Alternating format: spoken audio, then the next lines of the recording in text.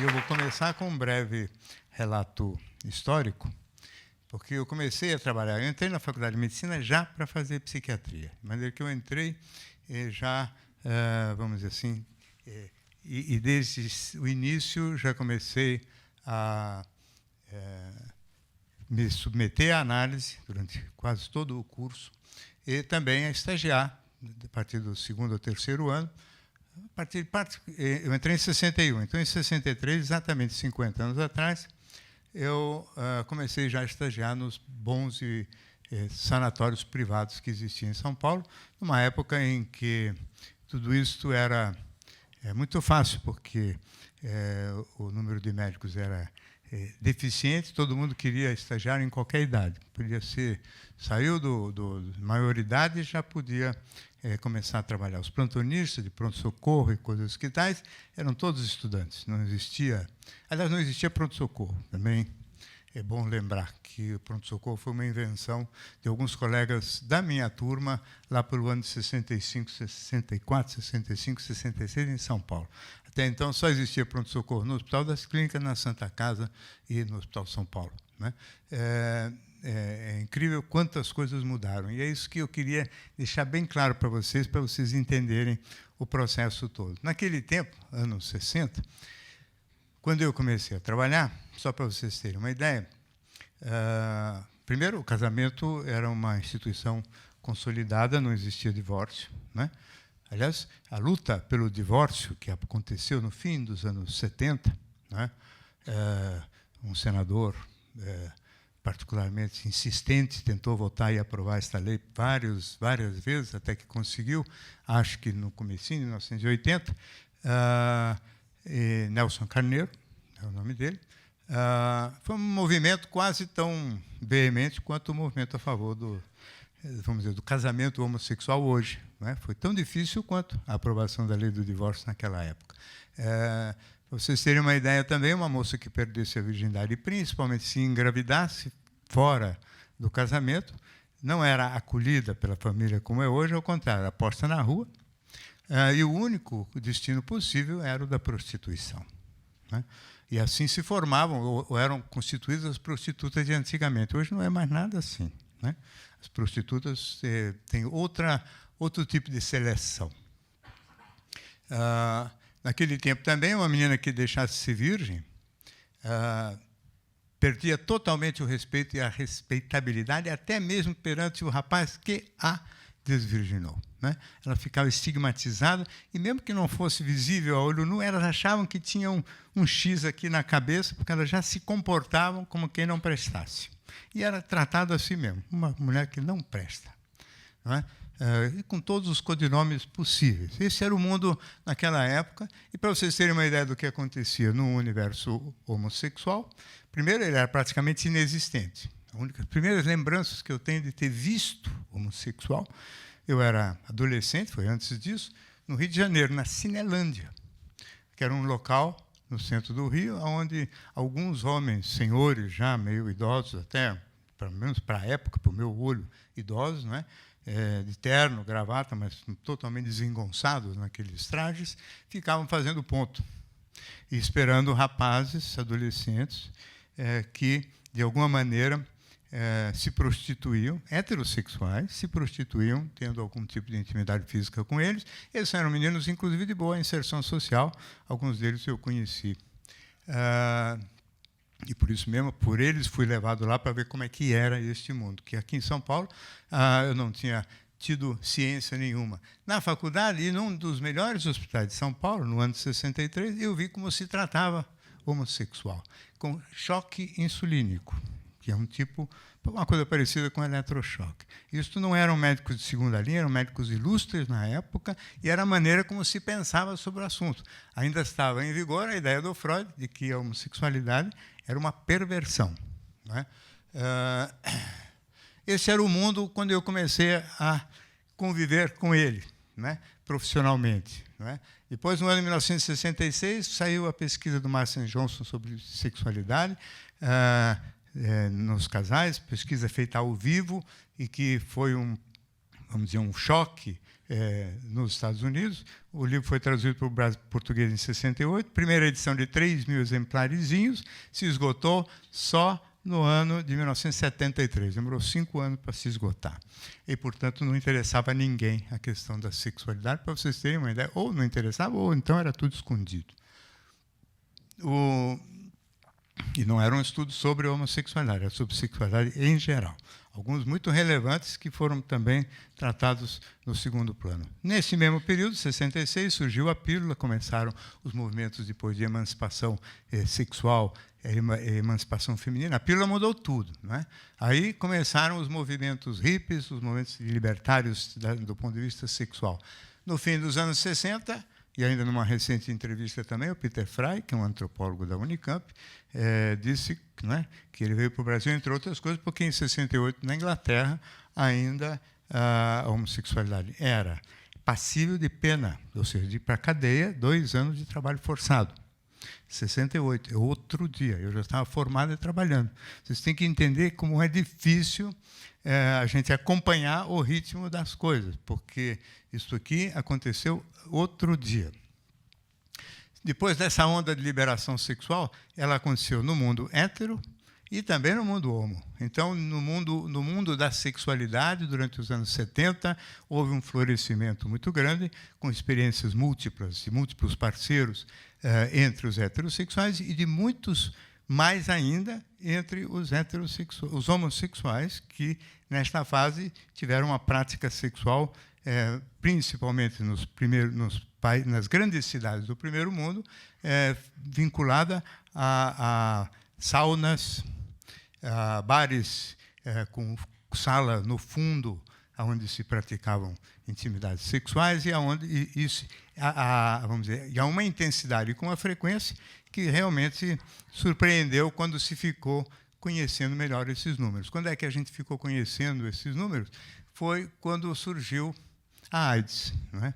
Que foi justamente o fim desse ciclo, vamos dizer assim, de liberdade, tracinho, se quiserem chamar também, quase de exageros de promiscuidade, e que, principalmente no mundo homo naquele tempo, também no hétero, mas mais intensamente, não é? Alguns dos primeiros pessoas que morreram de AIDS aqui no Brasil foram meus clientes.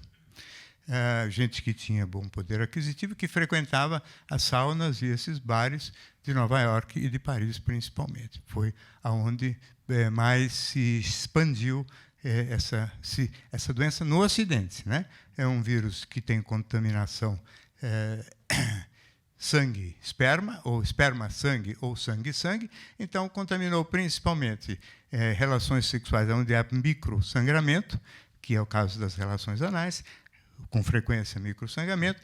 Contaminou também muita gente com hábitos de uso de drogas endovenosas, onde a seringa era compartilhada e nem sempre devidamente higienizada entre uma pessoa e outra, e hemofílicos. Todo mundo sabe que o Enfield, por acaso, um grande cartunista brasileiro na época, morando em Nova York, e hemofílico, submetido a transfusões de sangue sucessivas, acabou contraindo a doença. Ele e o irmão também, né?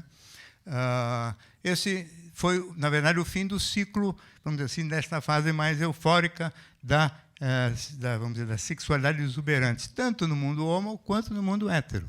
De lá para cá, as coisas caíram um pouquinho, ficaram um pouco mais arrefecidas, as práticas continuaram mais ou menos parecidas durante os anos 90, e dos anos 2000 para cá, um outro movimento curioso, né, vem se dando, tanto no sentido hétero quanto homo. No sentido hétero, as mudanças de comportamento das mulheres, o aumento enorme da independência econômica e cultural das mulheres, elas são maioria nas universidades, elas ocupam um espaço crescente na área pública também, e, naturalmente, no mundo homossexual, uma curiosa modificação numa direção romântica, e não tão erótica, mas romântica, não é? Que culmina hoje com vamos dizer, com esse pleito legítimo, né, do casamento, da proposta do casamento homossexual, coisa que até alguns homossexuais mais antigos estranham, né? Se eles estranham, eu também, em certos momentos, estranhei, né? Várias coisas aconteceram muito rapidamente e é difícil da gente estar sempre atualizadíssimo, né? Então, por exemplo, essas atitudes mais voltadas para as práticas sexuais múltiplas desapareceram já há alguns anos e a gente demorou para saber que isso tinha desaparecido, porque também essas coisas não são contadas tão diretamente, né? Eu imagino que vocês também possam supor que se o Dr. Freud estivesse vivendo hoje em dia, ele jamais chamaria a homossexualidade de perversão. Não é? Seria imaginar que ele é muito burro. Não é? E ele era tudo menos isso, né? Um indivíduo de extrema intuição e sabedoria. Então, era como se conseguia pensar até então. A ciência tem esta característica. E isso é que é fascinante no mundo científico e é uma das coisas que deixa a gente muito estimulado a continuar trabalhando, apesar de que muitas vezes a gente não consegue acompanhar o ritmo das mudanças, especialmente 50 anos de mudanças tão intensas como aconteceram nesses tempos, não é? Mas a ciência é assim mesmo. Tudo que se fala hoje, ou que se falou antes, é feito para caducar, tem prazo de validade. É tudo uma cadeia de conhecimento, de tal maneira que tudo que inclusive, eu vou tentar falar para vocês hoje, que é aquilo que eu consegui depois de 50 anos de trabalho, porque as primeiras produções sobre sexualidade no Brasil são minhas e do ano de 69. E, portanto, quase 45 anos atrás. Mas hoje a gente vai falar um monte de coisas que provavelmente daqui a 30 anos também não tem mais validade, porque tudo foi feito para caducar. O progresso da ciência é esse. A gente tem uma ideia, a ideia tem que ser sempre fundada nos fatos, na ciência, né? Tem algumas pessoas que têm tamanho apego às ideias que não ligam muito para os fatos. Então, os fatos mudam e elas continuam repetindo as suas velhas ideias. Isso é muito triste, isso é tudo, menos ciência, né? A ciência exige uma reciclagem permanente. E nessa reciclagem permanente, provavelmente, tudo que hoje a gente considera super vanguarda vai ser muito diferente lá na frente, e outros pensamentos vêm em cima daquele que a gente fez, e desmontam o pensamento da gente e fabricam novas formulações, e assim se vai progredindo indefinidamente. Não existe nunca um ponto final nesse ciclo. Sempre existe uma eterna e permanente metamorfose. E isso é o bacana, é o estimulante, e é o difícil também, porque às vezes a gente demora um pouquinho para perceber o bonde. Ainda mais hoje, em que as coisas mudam muito, muito rapidamente, né? Então, a gente está falando, às vezes, certas coisas numa certa hora e, muitas vezes, a gente já está falando coisas que já não são mais, porque já foram devidamente superadas, e é assim mesmo. E quem supera e quem faz esse movimento, às vezes, são as próprias pessoas, quer dizer, e às vezes são as normas sociais. Elas não fabricam movimento, elas reproduzem as aspirações da população. Quer dizer, se hoje existe um pleito a favor do casamento homossexual, é porque esse é o pleito, vamos dizer assim, que está vamos dizer, em vigor no momento em que eu estou falando. Talvez há 20 anos atrás, o pleito era outro. Então, a atenção e a concentração de interesses estava voltada para outro assunto. Isso aqui é assim mesmo. O que vai estar em vigor e vai estar prestando atenção, vai ser objeto de atenção daqui a 10 anos, não sabemos. Talvez até, outro dia saiu uma matéria na revista New York, né, os Estados Unidos é sempre um pouquinho na frente, que era sobre o divórcio gay. Porque, naturalmente, depois do casamento gay, virá o divórcio gay. E lá é complicado, porque o divórcio gay esbarra com alguns problemas. Eles casaram em vários estados, para casar ou fazer as uniões estáveis, em mais de um lugar, e alguns desses, para desfazer o vínculo, exigem residência fixa no Estado por mais ou menos um ano, coisa que nenhum deles tinha. Então, para casar não precisa disso, para separar precisa. Então, estão encalhados numa situação difícil e inesperada. Então, evidentemente que os problemas dos casamentos a gente só vai ver mais para frente. Por enquanto, está só nas festas. A maior parte dos casamentos héteros são iguaizinhos, só mais fácil o divórcio hoje. Mas há uma discrepância, inclusive, entre as aspirações das moças e dos rapazes até hoje. As moças, quando pensam em casamento, elas pensam no dia da festa, e nas roupas, né? Nos vestidos de princesa, e os rapazes pensam no dia seguinte, nas contas que vão ter que pagar, nas encrencas, no aumento de responsabilidade, enfim.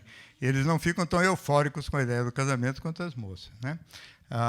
Outro dia também, esse negócio do dia de princesa, o próprio Emanuel Araújo, que é um senhor, quer dizer, um cara da minha idade, da minha geração, homossexual, ele falando do casamento gay com um certo descaso, porque diz assim que não tinha cabimento esse tipo de pleito, mas eu acho que aí quem está antiquado é ele. Mesmo sendo homossexual, ele perdeu o barco, né? O que, aliás, é muito fácil, né?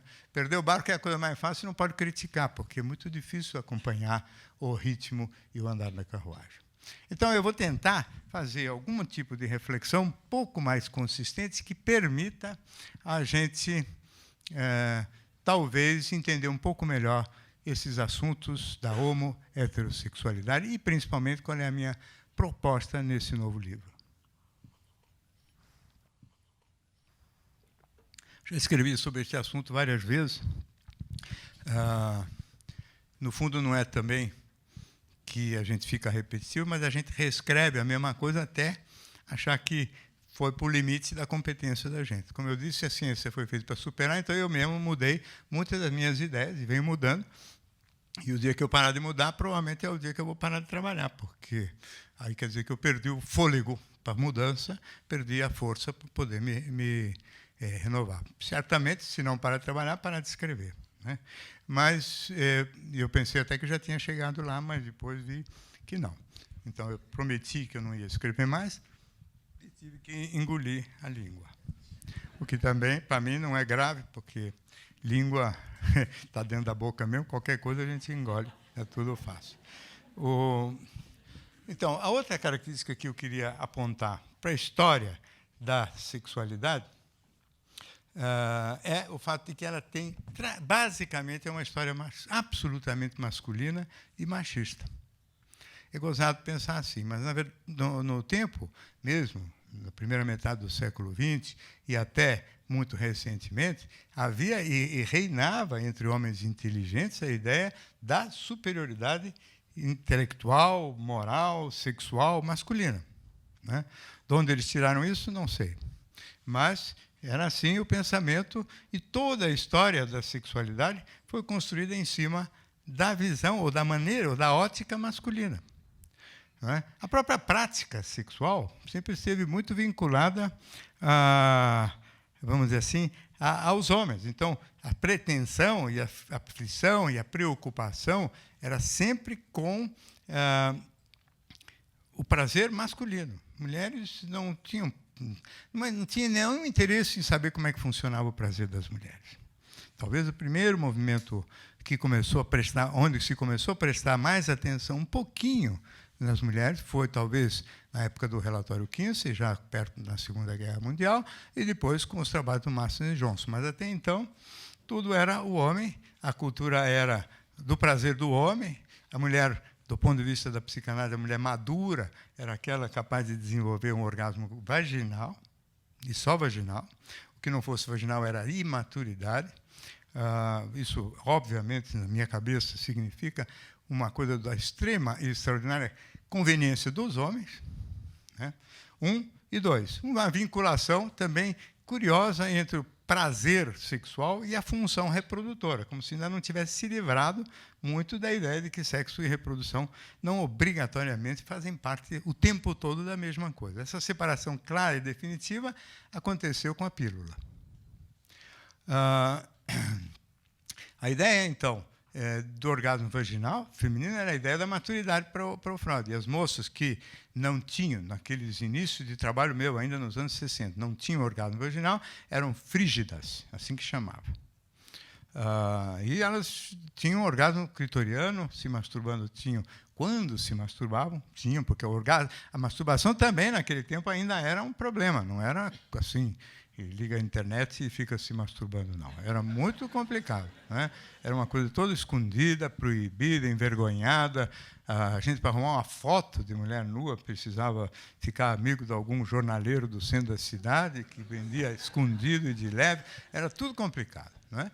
Então, o mundo, nesse aspecto, realmente ficou muito mais fácil, mas o orgasmo tinha que ser vaginal e, de preferência, concomitante com a ejaculação do homem. Quer dizer, a mulher tinha que, quase como na dança, acompanhar o homem justinho. E se ela não acertasse o ponto justinho, ela não tinha boa performance sexual. Ou seja, estava lá para servir mesmo. O homem não tinha nenhuma outra finalidade, né? O descaso pelas mulheres aparece nos melhores autores, né? O próprio Ortega y Gasset, que eu tanto admiro, fala no ensaio sobre o amor, no estudo sobre o amor, fala clara e literalmente sobre a inferioridade da mulher.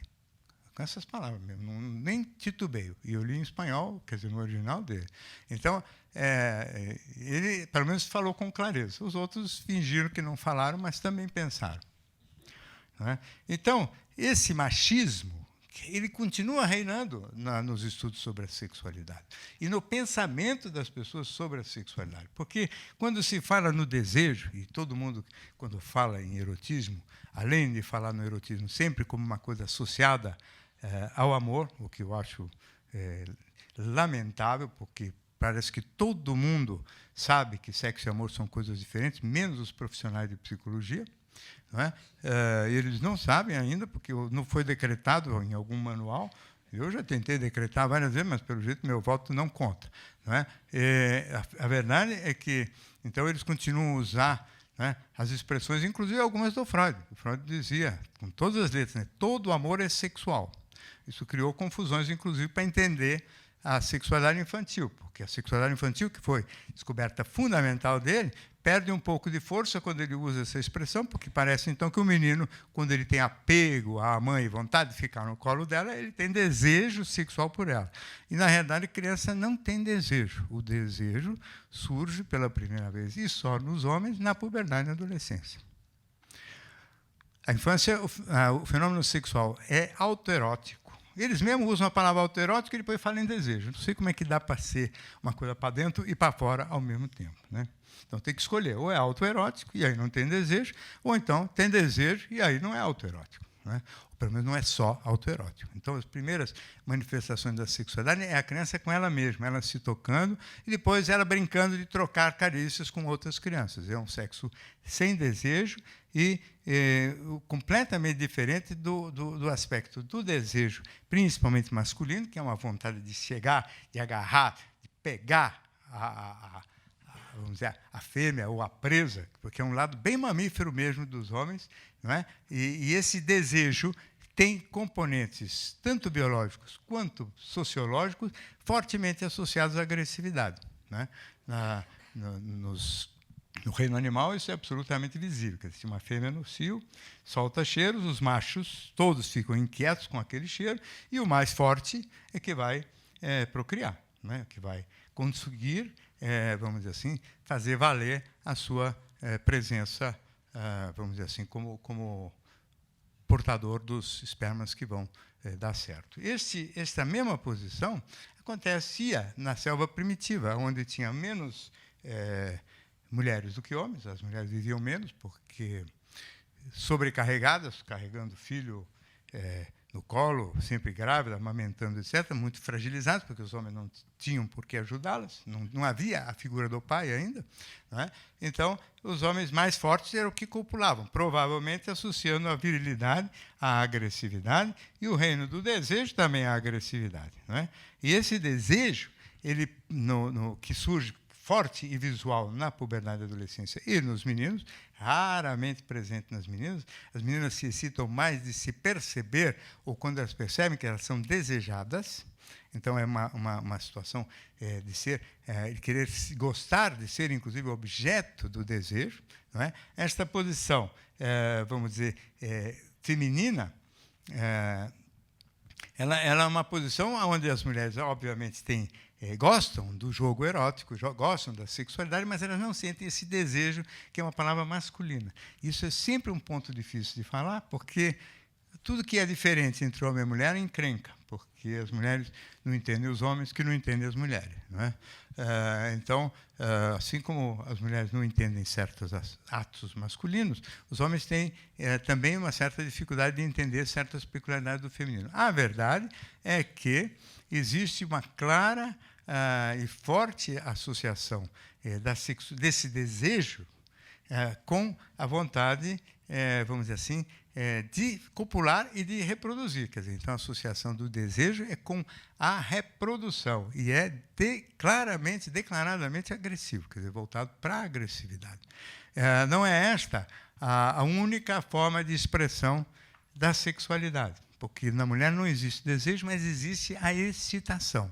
Excitação quer dizer que ou ao se perceber desejada e por um fenômeno mais psicológico, ou pelo estímulo táctil direto, existe uma estimulação que faz com que elas se excitem e, depois de excitadas, evidentemente, elas tenham vontade de trocar todos os tipos de carícias eróticas que, enfim, vocês conhecem tão bem ou melhor que eu, e que eu não vou ficar falando nisso aqui. De todo modo, esse sexo reprodutor típico do desejo masculino parece que é o único que existe. Então, só se fala em desejo. Não é? Para mim é um pouco cansativo ouvir desejo para cá, desejo para lá, não é? Desejo daquilo que não se tem, e quando tem, o desejo vai embora. Como é que vai resolver um problema sexual num casal se o desejo implica na ausência, ou naquilo que não se tem, e que quando se tem, desaparece o desejo? Quer dizer, todo mundo vai ter que ficar ou tendo parceiros não confiáveis, aqueles que são sabonetes molhados, que não dá nunca para a gente confiar e para ter a sensação de que tem, ou então vai ter que trocar de parceiro toda hora. Né? E como é que faz para resolver o problema de relações duradouras, estáveis, relações onde o vínculo possa ter continuidade? Só sem desejo? Então, sem desejo, como é que resolve? Existe alguma vida inteligente sem desejo no mundo ou não? Parece, para alguns autores e para alguns profissionais de psicologia, que não. Desejo é a palavra mágica que dá graça, sentido e força para a vida. Não é o meu ponto de vista, porque eu acho que na sexualidade mesmo, primeiro que a mulher não tem desejo, né? Entendido como desejo, essa coisa masculina de querer agarrar, de se apropriar de uma presa. O homem macho é muito grosseiro, né? E essa grosseria não existe nas mulheres. E, às vezes, elas ficam querendo copiar a grosseria masculina, o que me deixa, às vezes, um pouco também perplexo, porque não deveria ser assim. O ar-condicionado está ligado mesmo, você jura? Ó. O sexo que não tem obrigatoriamente a ver com reprodução é um sexo lúdico. Não é? Então, existe o sexo reprodutivo e o sexo lúdico. O sexo lúdico foi totalmente abandonado, porque, apesar de tudo, por causa dessa ideia do desejo, as pessoas ficam achando que o desejo é que é o barato da sexualidade. E não é. O desejo é uma coisa agressiva, e é uma coisa, até certo ponto, violenta, e ela não é a única fonte de prazer. Trocas de carícias, parecido com os que as crianças fazem entre si, podem acontecer também entre adultos. Não é? E visto, por exemplo, pelo ângulo das trocas de carícias e não do desejo, teoricamente, nós podemos trocar carícias com qualquer tipo de parceiro. Né? Não há a menor necessidade que esse parceiro seja deste ou daquele gênero, não é? Porque, do ponto de vista das trocas de carícias, não há nenhuma incompatibilidade com quem que a gente vai trocar carícias, assim como, exatamente como fazem as crianças, que brincam e trocam carícias com quem elas bem entenderem. Não há essa limitação, não é? Com esse pode, com esse não pode. Então, o sexo lúdico, ele é sempre, mais do que tudo, fundado na excitação e não no desejo. O desejo, ele tem esse lado de agressividade e ele tem muito compromisso com reprodução. Eu volto a insistir. O lúdico, ao contrário, é muito mais alegre, ele tem compromisso com excitação, portanto, pode ser autoerótico na masturbação, que todo mundo sabe, se perpetua e continua existindo ao longo de toda a vida adulta. E o sexo lúdico, que é a excitação, é um sexo que, além de poder existir isolado, como, vamos dizer, autoerótico e, portanto, masturbatório, ele acopla muito mais facilmente também ao amor. porque justamente ele não depende desse jogo de sedução, de conquista, de poder, nem nada disso, não é? Então, o sexo lúdico, ele realmente é muito mais interessante, muito mais, vamos dizer assim, rico do que o sexo fundado no desejo. Esta seria, na realidade, quase que uma visão feminina da sexualidade, porque e que, na realidade, nunca houve, que é fundada na excitação e não no desejo. Não é? Uma visão na qual, quando eu falo que a mulher não tem desejo, não quer dizer que ela não tenha vontade, porque vontade é uma coisa assim meio abstrata, genérica. Desejo é uma coisa mais grosseira, de querer pegar algo que está fora da gente. Né? Esse querer pegar algo que está fora, eu acho mais tipicamente masculino do que feminino. Né? E, obviamente, claramente vinculado também às coisas da agressividade e da reprodução, mas principalmente da agressividade. Né? A reprodução vai se esvaindo, até porque depois dos anos 60 o vínculo do sexo com a reprodução só empobreceu, né? E, evidentemente, a partir de um certo ponto, o bacana seria a gente poder imaginar um mundo fundado basicamente nas trocas, vamos dizer assim, de carícias indiscriminadas, portanto, né, e fundadas no desejo, que são, fundadas na excitação, que pode corresponder a uma vontade de trocar essas carícias, porque uma parte da vontade de trocar essas carícias depende da qualidade das carícias que a antecederam. A gente tem muito esse aspecto. A gente gosta de uma coisa e gosta de repetir uma coisa quando a anterior foi legal. É por isso também que fracassos são sempre mal recebidos, porque eles deixam um rastro também ruim, e quando há o fracasso, as pessoas, às vezes, evitam novas situações justamente por medo de novos fracassos. Né? E o sucesso gera vontade de novas experiências positivas também. Né?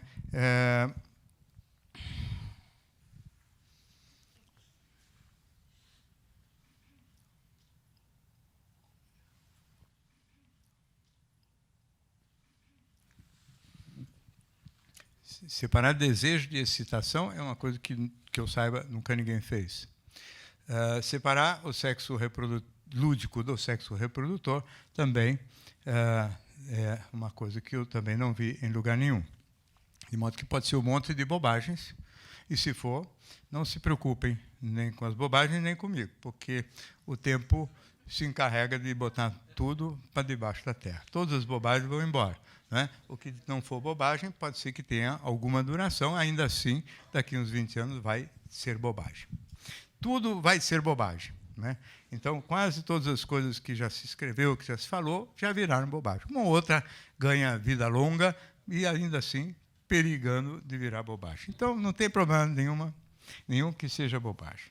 O que eu gostaria só é dizer o seguinte, que nesta mania de colocar a coisa sempre em torno do desejo, então ficou também uma política, e isso está na cabeça de todo mundo, de que a orientação do desejo é quem vai definir a orientação sexual de uma pessoa. Então, é pela orientação do desejo que o indivíduo, principalmente um homem, decide se esse desejo estiver orientado para uma mulher, então ele é heterossexual. Se esse desejo estiver orientado para um homem, ele é homossexual. Se esse desejo for meio indiscriminado e tiver sem orientação, ele é bissexual. Né? E se ele for bissexual, aí vai depender também de um monte de outras variáveis, inclusive preconceitos, porque muita gente acha que o bissexual, no fundo, é um homossexual disfarçado. Porque as pessoas parecem que não conseguem operar com mais de duas possibilidades nunca. Né? Então, tem que ser ou esse ou esse. O bissexual... Então, eu vou dizer uma outra coisa. A bissexualidade praticamente nunca foi estudada. Tudo que se fala sobre a bissexualidade que eu consegui ver é 2 ou 3 capítulozinhos, um em cada livro sobre assuntos de sexualidade, e sempre a grande dúvida acerca de ninguém entender por que a orientação do desejo, que se ele é vinculado à reprodução, ele teria que ser forçosamente, o desejo teria que ser forçosamente heterossexual. E por que em X número de pessoas esse desejo se orienta em relação a parceiros do mesmo sexo? E esta é uma das grandes questões que ninguém sabe responder. E, evidentemente, como eu sou metido e não tenho medo de falar bobagem, eu faz anos já que venho tentando respondê-la em função justamente da minha ideia de que sexo tem compromissos muito maiores com a agressividade do que com o amor. Então, é quase assim. Se a raiva de um moço estiver dirigida para a figura feminina, ele vai ser heterossexual, porque o desejo acompanha a raiva. Se a raiva de um moço estiver dirigida para a figura masculina, ele vai ser homossexual, porque a raiva acompanha o desejo. Nos dois casos, igualzinho. E é gozado, ou a agressividade, nem raiva, agressividade, quer dizer, revolta. Então, a verdade é essa. Todos os grandes machões, eles são amigos, amicíssimos dos homens, vivem abraçados com eles nos bares, né? E falando mal das mulheres, né? Falando mal das mulheres, e comia aquela gostosa, tudo com um ar de raiva, de agressividade, de rancor, de inveja, né? Que é uma das coisas que eu defendo já desde o livro Homem, o Sexo Frágil, que, no fundo, o homem tem inveja porque ele queria ele ser o objeto do desejo, e não o que deseja. Porque quem é objeto do desejo tem um certo poder, né? Que, aliás, muitas mulheres, rancorosas também por serem mulheres, exercem com todo vigor esse poder sensual para humilhar, tripudiar e rebaixar os homens. Provoca, e para qualquer coisa mais do que provocar é sempre muito difícil, né?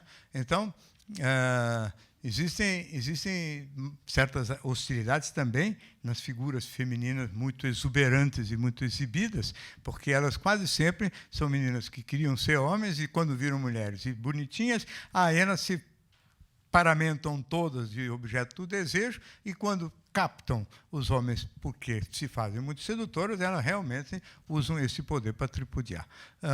Os homens são muito mais diretos na sua hostilidade invejosa. Esse grupo de mulheres, muito provocantes e sensuais, o Freud falava que elas tinham inveja do pênis. Aliás, para o Freud, a inveja do pênis era universal. Tamanha a ideia da superioridade masculina, que devia ser tão bom ser homem, que todas as mulheres queriam ser homem. Isso nunca foi verdade. Nunca. Metade das mulheres sempre adorou ser mulher. Eu mesmo, se pudesse escolher, francamente, não teria dúvida. Porque essa coisa de ser o objeto do desejo ser uma coisa ruim, não sei de onde tiraram. Isso aqui é ótimo, né? Muito melhor do que ser o que deseja, correndo o risco de chegar lá e ainda ouvir não e ser rejeitado, etc. Né? Então, os homens sempre tiveram essa hostilidade contra a figura feminina, essa inveja, diminuiu muito recentemente. É gozado falar isso. Até isso mudou. Diminuiu por quê? Porque, com o ficar, meninos e meninas começaram a trocar intimidades físicas muito precocemente. Né? E começaram a trocar intimidades, então, entre meninos e meninas da mesma faixa etária e da mesma classe social. Então, os meninos de 13, 14 anos não ficaram reféns da sua masculinidade, como a minha geração ficou, que com 13, 14 anos ficava babando as meninas que não davam a menor bola para a gente. Né? Hoje não, elas dão bola. Então, tem menina de 15 anos namorando um rapaz de 14. Isso não existia. A menina de 15 anos estava namorando um rapaz de 17, 18, que já tivesse avançado na vida, e sempre sonhando com ter namorados mais velhos, não porque o homem tinha que ser mais velho, porque a mulher envelhece mais cedo, tudo conversa. Na verdade, é para casar mais depressa. Não é? Porque o cara já ia estar melhor de vida, então ia poder casar mais rápido, que é o que todos queriam para poder sair de casa, sair daquele jugo, daquela vida ruim, que era a vida das moças naquele tempo. Porque não é que elas também queriam casar. Aliás, é gozado porque até hoje sobrou esse resíduo também. Todas ficam querendo casar, né? Às vezes meio apressadamente, só porque antigamente era ruim não casar. Mas hoje já nem é tão ruim não casar e elas continuam querendo casar. Você vê como é difícil mudar, né, a cabeça. Às vezes os fatos mudam mais rápido do que muda a cabeça. E isso acontece em todo mundo e com todo mundo. Então, quando a gente, por algum motivo, fala alguma coisa meio antiquada, né, e eu já falei várias vezes, porque depois fiquei sabendo de coisas que desdiziam aquilo que eu vinha dizendo, isso aqui não tem crime nenhum. É o óbvio ululante que a gente, às vezes, não conseguiu acompanhar exatamente a ordem e a sequência das coisas. O próprio ficar, isso eu já escrevi também, eu fiquei sabendo que os meninos ficavam vários anos depois que eles já tinham ficado. Então, eles não me pediram autorização para ficar. Né? Então, é muito difícil, realmente, a gente estar sempre atualizadíssimo nessas coisas. Né? De todo modo, eu volto a dizer, se a orientação do desejo é o que define a orientação sexual, nós estamos mal, porque o desejo heterossexual é definido pela agressividade contra as mulheres e o desejo homossexual é definido pela agressividade contra os homens. Então, os homossexuais são amigos das mulheres, todo mundo sabe que isso é verdade, e tem interesse sexual nos homens. Os heterossexuais são amigos dos homens e têm interesse sexual nas mulheres, tudo tendo exceções para tudo que é lado, mas esse é o mundo como regra. Não é? As exceções, evidentemente, sempre existem, mas não devem definir o grande panorama. Então, eu, pessoalmente, não acho que o desejo é um bom conselheiro, porque ele vai fazer com que as pessoas se casem com inimigos, né? E não com amigos. Aliás, todo mundo sabe que isso também, como regra, não está longe da verdade. Então, pode ter sido uma das razões que definiu as escolhas de parcerias entre opostos, que também, historicamente, e até outro dia, era visto como a melhor fórmula. E até hoje, nos e-mails que eu recebo e nos sinais permanentes que eu recebo de milhares de pessoas, né, tem um monte de gente que é assim mesmo, que a complementaridade é bom, e o yin e o yang dos chineses, o diabo. Todo dia alguém me lembra que complemento sim é que é bom. Entendeu? Tampa e panela e coisas que vale.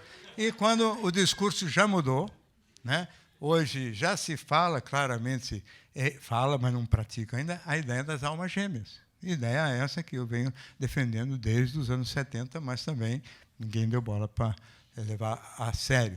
Aliás, quem deu, se deu muito bem. Um rapaz aqui, na gravação do programa que foi ao ar ontem, né, falou e até agradeceu que eu tinha dito isso para ele, porque ele arrumou uma boa namorada. Então, de vez em quando, os caras me ouvem. E quem me ouve, acho que nesse assunto acaba se dando melhor.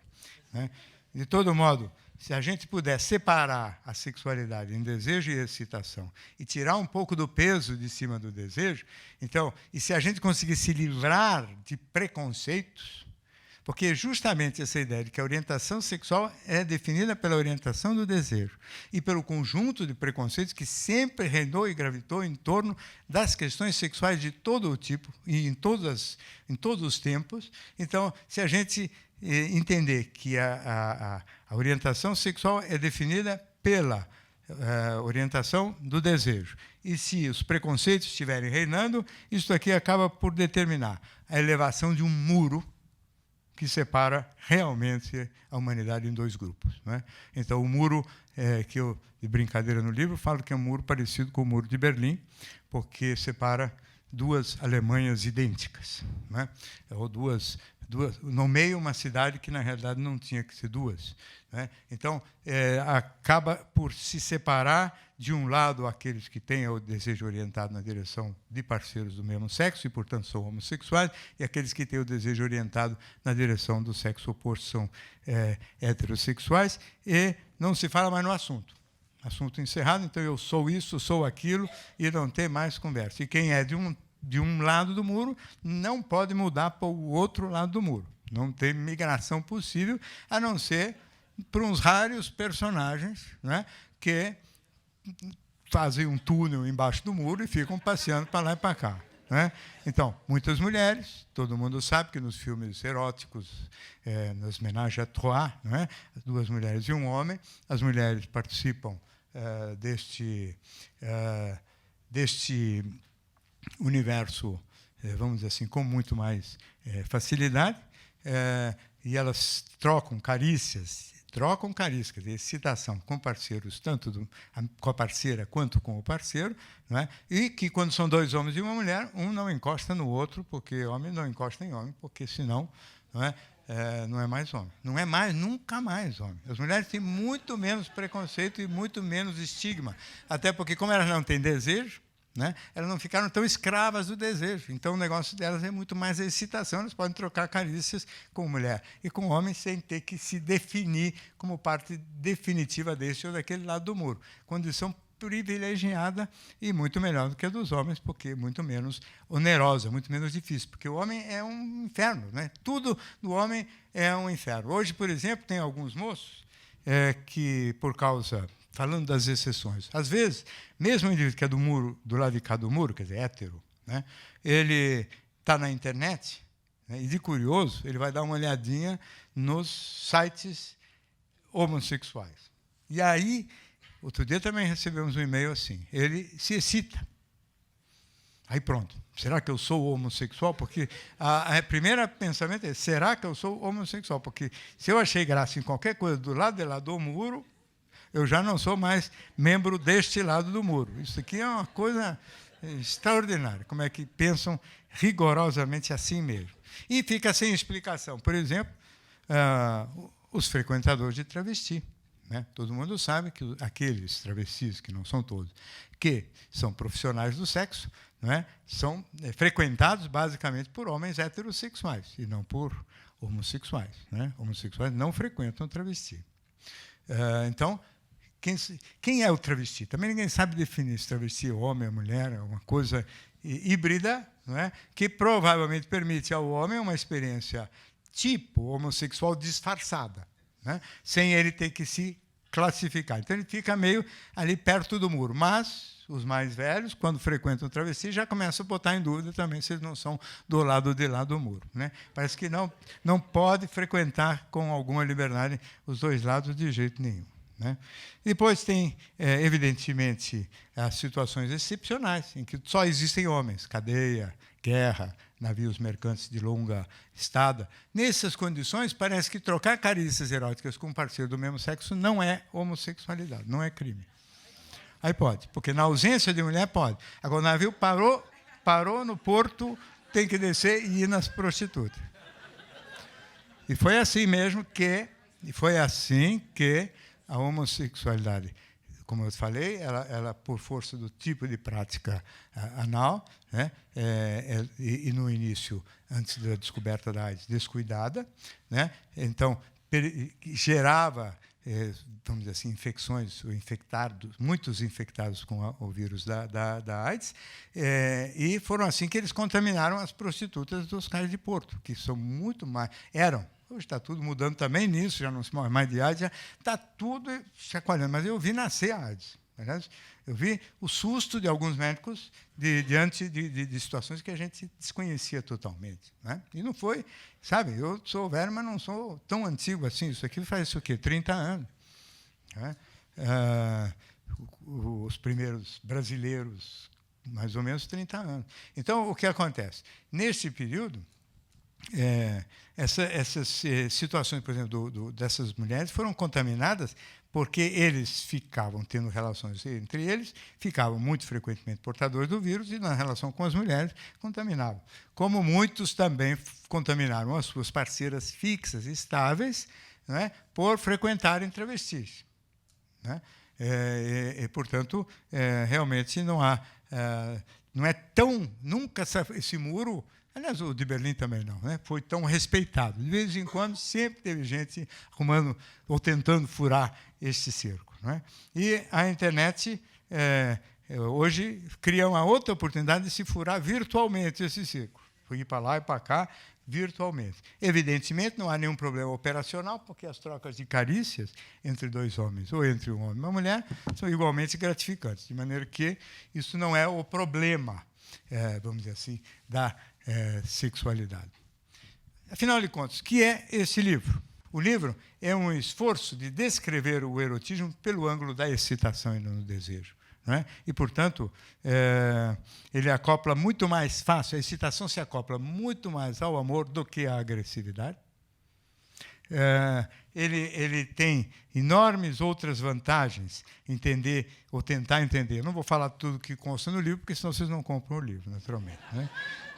Ele se acopla muito mais facilmente ao amor, ele é muito menos agressivo, muito menos competitivo, né? Este tipo de erotismo fundado na excitação. Esse erotismo é muito menos competitivo, muito menos aristocrático, ou seja, muito mais democrático, porque não privilegia, por exemplo, tanto a beleza. Sabe que no mundo do desejo, as mulheres, por exemplo, muito bonitas, elas são altamente privilegiadas. Né?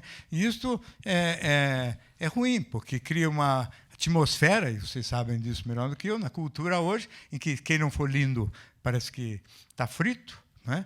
Quem não for lindo, magro e, se possível, ainda rico e famoso, realmente está com a vida meio complicada. Então, esse tipo de divisão aristocrática tem que desaparecer, e isso tudo tem a ver com o desejo. Tudo tem a ver com desejo. Inclusive, essa transferência para o consumismo, que, no fundo, me parece a extensão do desejo, tanto dos homens em relação aos objetos que eles acham que podem impressionar as mulheres, quanto as mulheres desejando os objetos que elas acham que vão provocar mais desejo nos homens, né? Então, todas roupas, maquiagem, sapatos, etc., menos bolsa. Bolsa, não sei explicar. O que é que as mulheres viram nas bolsas? Porque o homem nunca olhou para a bolsa. Então, definitivamente, a bolsa é vamos dizer assim, um case de marketing. Além de tudo, a excitação é longeva. Pode haver troca de carícias eróticas gratificantes num casal que se ama por tempo indeterminado. O desejo, por mais encantadores que sejam os personagens, obrigatoriamente ele tem prazos de validade. Então, o desejo é uma coisa que fundar a vida sentimental, a vida, inclusive sexual, no desejo, é quase que se condenar a ter que trocar de parceiro de X em X anos, né? Definitivamente, isso não é o que me parece razoável. E, no fundo, portanto, o que eu penso na minha cabeça é que com uma menor preocupação com a questão do desejo e, portanto, com a questão da orientação sexual e um pouquinho mais de cuidado com os preconceitos, se a gente se achar e conseguir ver que a orientação do desejo não é o único critério para se definir aquilo que o indivíduo vai fazer como prática sexual, e se ele conseguir ficar um pouco mais livre de preconceitos, não é? Então nós começamos a poder imaginar realmente uma derrubada deste muro, né? Que eu volto a dizer, como o Muro de Berlim separa duas Alemanhas iguais. Hoje não tão iguais, porque depois de muitos anos separadas, elas ficaram um pouco diferentes. Mas, enfim, na realidade, duas versões do mesmo fato, ou seja, nós todos humanos, não é? E poderíamos, então, dentro deste contexto, pensar seriamente no que seja o título do livro, ou seja, uma sexualidade sem esta fronteira, sexualidade sem fronteiras, porque não há por que realmente separar os seres humanos em dois mundos e dois grupos, quando, na realidade, as trocas de carícias elas são prazerosas e independentemente dos parceiros, e que, se a gente não tivesse preconceito, e como eu já falei 1000 vezes na minha vida, de olho fechado, né, e sem preconceito, não existe a menor chance da gente saber se está sendo acariciado por um parceiro do mesmo sexo ou do sexo oposto. Então, realmente, a única coisa é quando abre o olho. Puxa, do mesmo sexo não serve. Entendeu? Isso é preconceito, não é nada além disso. Também eu acho que o fim do preconceito significa não só acabar com todo tipo de preconceito contra a homossexualidade, todo tipo de discriminação, todo o tipo de restrição, e, portanto, não tem por que não se ser a favor dos iguais direitos, vamos dizer, legais e jurídicos, né, em torno do casamento homossexual, etc. Agora, na verdade, tem que ser contra qualquer tipo de preconceito, ou seja, todo mundo pode mudar de Berlim Oriental para Berlim Ocidental. E de Ocidental para Oriental também. Então, uma mulher homossexual pode decidir virar hétero, usando os termos antigos, porque eu já não uso mais nem homo nem hétero como conceito, mas a mulher que tem parceiros sempre femininos. E outro dia também recebemos um e-mail de uma dizendo que, imagina que a minha companheira de tantos anos, de repente, se apaixonou por um homem. Não tem nenhum crime, por que não? Né? E se for o contrário, mulheres, né, casadas ou separadas, que se apaixonam por uma mulher. Por que não? Os homens, a mesma coisa. Os homens, a mesma coisa, porque com mulher é sempre mais fácil de entender, né?